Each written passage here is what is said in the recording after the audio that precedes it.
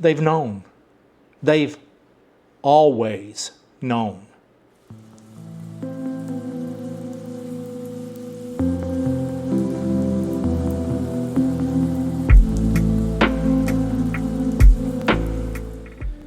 Big Oil has known about man-made climate change for decades. They've buried the truth, they've spread lies, and now they're blaming you and me for this crisis. And today, we're going to expose the fossil fuel cartels with undeniable evidence. Evidence that they have always known. Climate change is real, and they simply do not care. ExxonMobil's CEO, Darren Woods, has the nerve to say that society has, quote unquote, waited too long to fix this climate crisis. Really? Let's uncover what Big Oil knew, when they knew it, and why they've done nothing about it. And along the way, we will expose our own government's culpability, dating all the way back to Lyndon Baines Johnson. Here we go.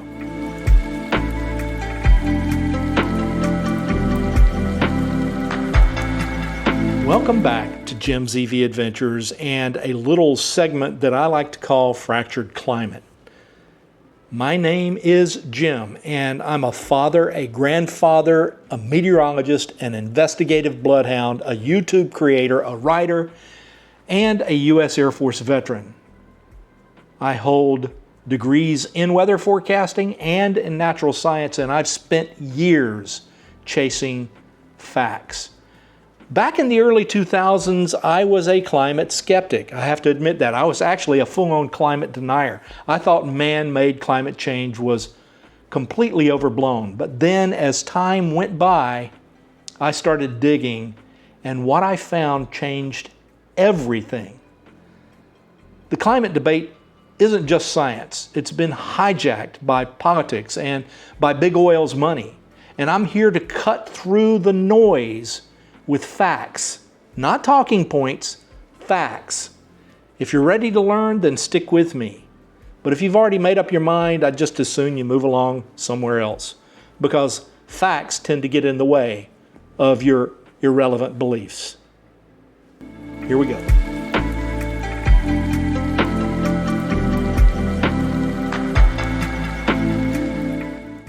Let's talk about the experts who tend to get on YouTube through organizations like Prager University and the Heritage Foundation and spew their nonsense about EVs and climate change, stuff that has absolutely no foundation in reality.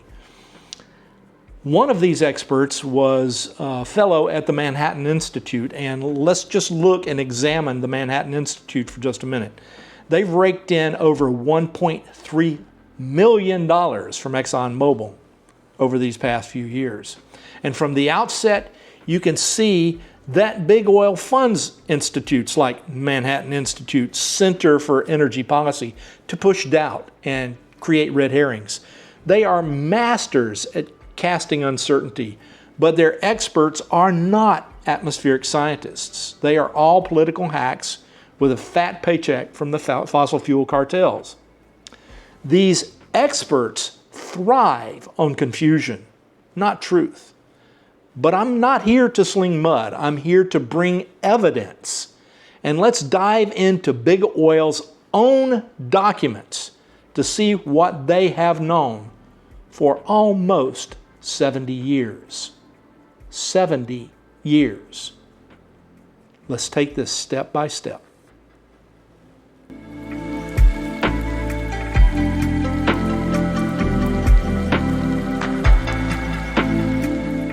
Big Oil's climate cover-up started in 1957. Humble Oil, now ExxonMobil, published a paper in the Transaction American Geophysical Union. Their scientists admitted fossil fuels were flooding the atmosphere with CO2, driving climate change. 1957. They cited pioneers like Guy Callendar and Hans Suess, who wrote this paper in 1956, proving that they understood climate science 70 years ago. In 1965, this issue made it all the way to the White House. Restoring the quality of our environment was sent to the White House in November of 1965. And I'm going to read some excerpts from this later on in this video, so stick around and wait for that. Then, in 1968, the American Petroleum Institute, funded by Exxon and many other oil companies, got a report from Elmer Robinson and R.C. Robbins. They warned these companies that CO2 from fossil fuels could melt ice caps, raise sea levels by 4 feet per decade, and disrupt ecosystems. They even predicted that CO2 could reach 400 parts per million by the year 2000. And guess what? It has. This isn't a conspiracy theory on my part. This isn't something that I'm making up. This is Big Oil's own scientist warning of catastrophe in 1968, and their bosses ignored it.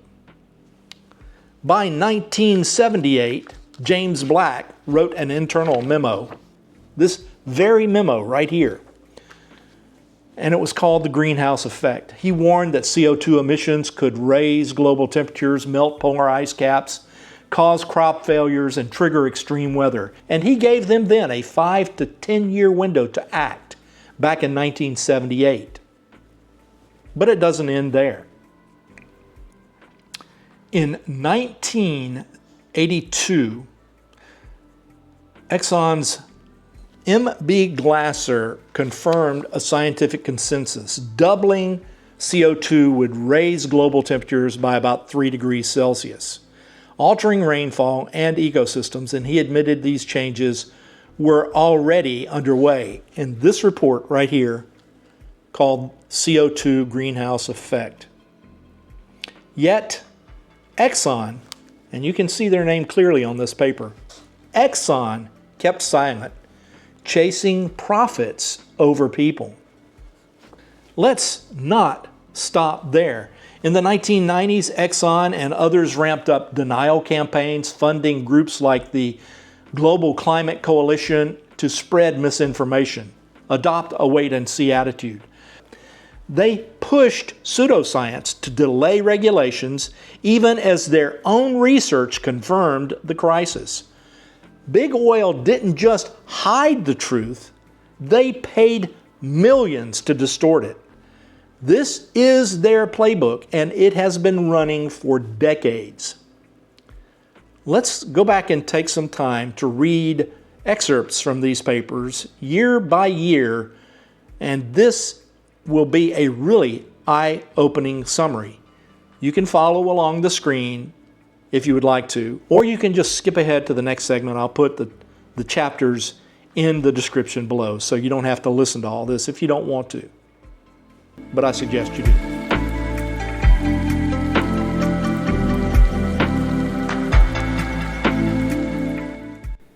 In 1956, scientists said, "This means that most of the CO2 released by artificial fuel combustion since the beginning of the Industrial Revolution must have been absorbed by the oceans.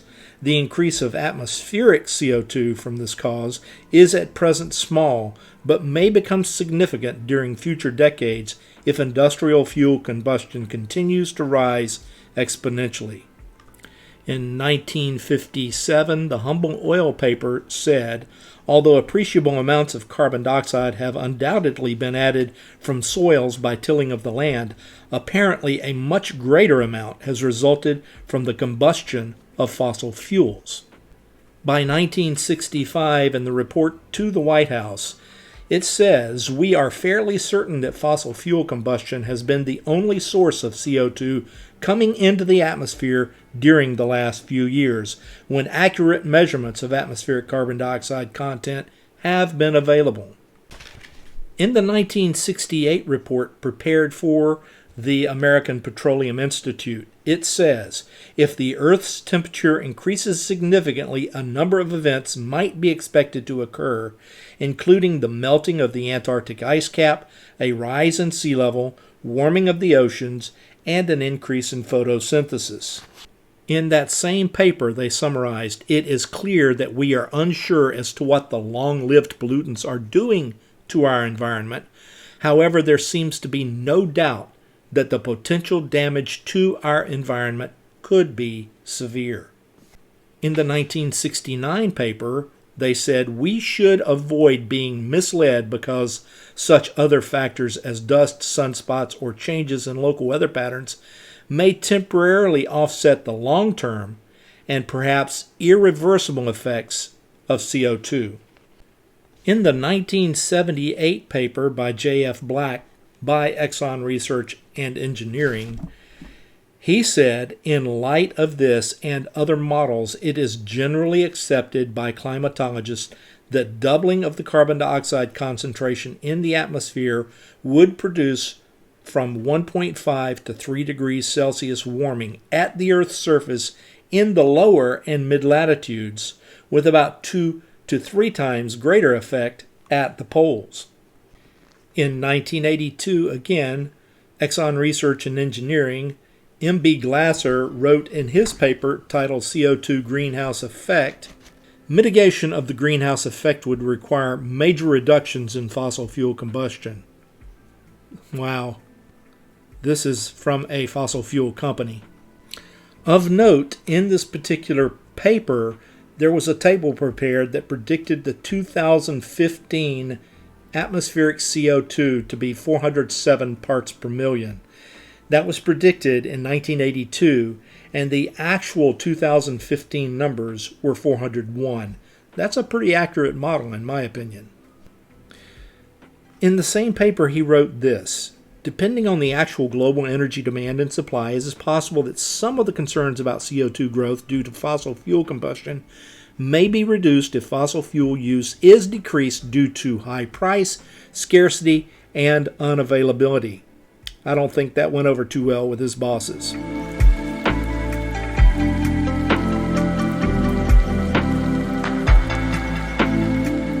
Then, in 2021, ExxonMobil's senior lobbyist, Keith McCoy, was caught on camera during an undercover investigation by Greenpeace, spilling the beans. He admitted Exxon fought climate science, used shadow groups to block early regulations, and lobbied senators to gut climate measures in Biden's $2 trillion infrastructure bill. His words, "It's like fishing. I reel 'em in," he said. Exxon treats Congress like a game, targeting senators like Joe Manchin, who's received thousands from Exxon's PAC since 2011, and others like Kristen Sinema, John Barrasso, and the former senator from Florida, Marco Rubio, who's now our Secretary of State. McCoy named 11 senators as crucial to Exxon's agenda, and these are senators from all sides of the aisle, left, right, center, it doesn't matter. They target who they need. And then Keith McCoy bragged about giving them the right information to make them look good while they do big oil's bidding. And we're the ones who's paying the price. McCoy also bragged about killing electric vehicle programs, and it looks like he succeeded with the Trump administration. He called them unrealistic. He said Exxon's job is to push back on green energy, arguing that we can't just switch to batteries or wind power. Why? Because it hurts Exxon's bottom line, period. Then there's the carbon tax. McCoy admits that Exxon supports it publicly because they know it's a non-starter. Nobody in Congress has the guts to pass a carbon tax. They're cowards. Every single one of them are cowards. It's a cynical PR campaign on the part of ExxonMobil to look green while they do absolutely nothing. They claim they support climate science and carbon price, but their actions lobbying against laws, funding denial groups, that all tells a different story. They even said their lobbying is just about avoiding a tax burden on U.S. businesses. Translation, let me put it to you like this. They care more about their profits than they care about the planet.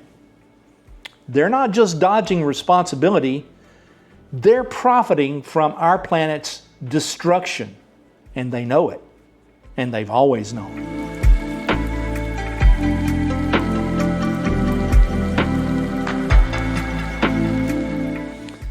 Here is what big oil cannot hide.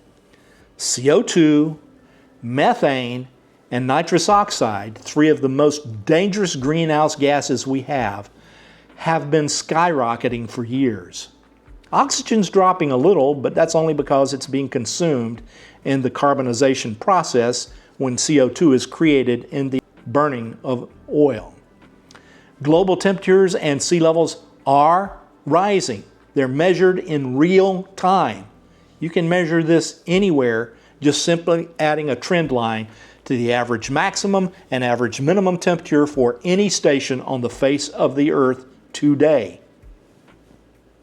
They've known about all this longer than I've been alive, and I am not a spring chicken. I'm pretty old if you ask most people. This is not politics for me. This is science. Big oil agrees with what I've just presented to you here today, but they've done nothing. Why? Because profits trump people every single time. CEO of Exxon, Darren Woods, blames us, saying that we have waited too long to act. But let me ask you something, Mr. Woods. Who hid the truth from us for decades? Who funded misinformation? Who has lobbied against solutions?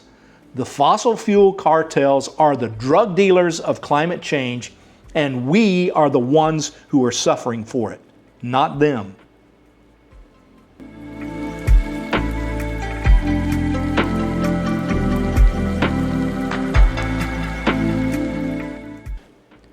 Let me take this a step further.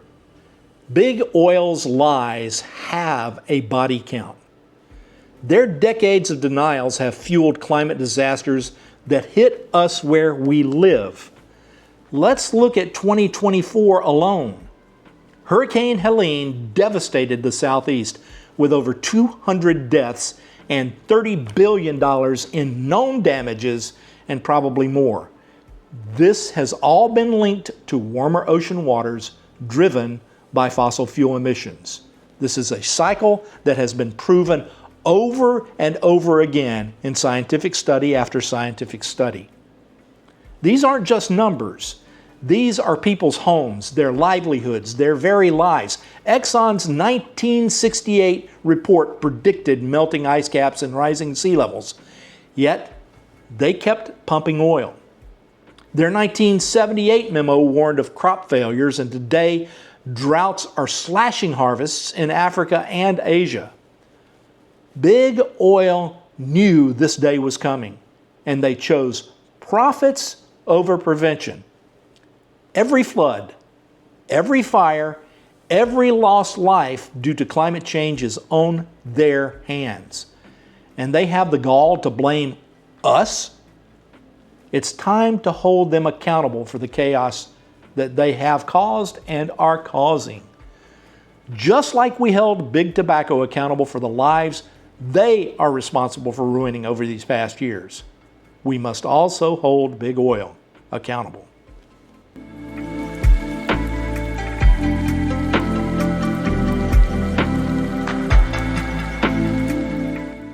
Climate change is real, and Big Oil knows it. They predicted it starting way back in 1956 and 1957. But we're not helpless to do something about it now. You and I can demand accountability. You can call out your politicians, support clean energy, and spread the truth. Drive electric. And if you can't drive electric, cut back on the amount of gas you use on a daily basis. Slow down. Add more time to your commute if you need to get there on time. Don't make that 5-minute trip to the grocery store just because you forgot a gallon of milk. Walk there instead. Share this video with people who don't understand the truth. But at the same time, if you've got facts, challenge me. Drop them in the comments and I'll debate anyone about this issue. I don't care who it is, what time of day it is, or where they are in the world. But let's talk about what you and I can do. If you have the capability and the finances, switch to renewable energy. But you can drive an electric car. You can make that choice the next time it's time for a new car. Vote for leaders who prioritize science over oil money. And I don't care what political party they're affiliated with, all of them are taking big oil's money. And keep learning, because knowledge is power.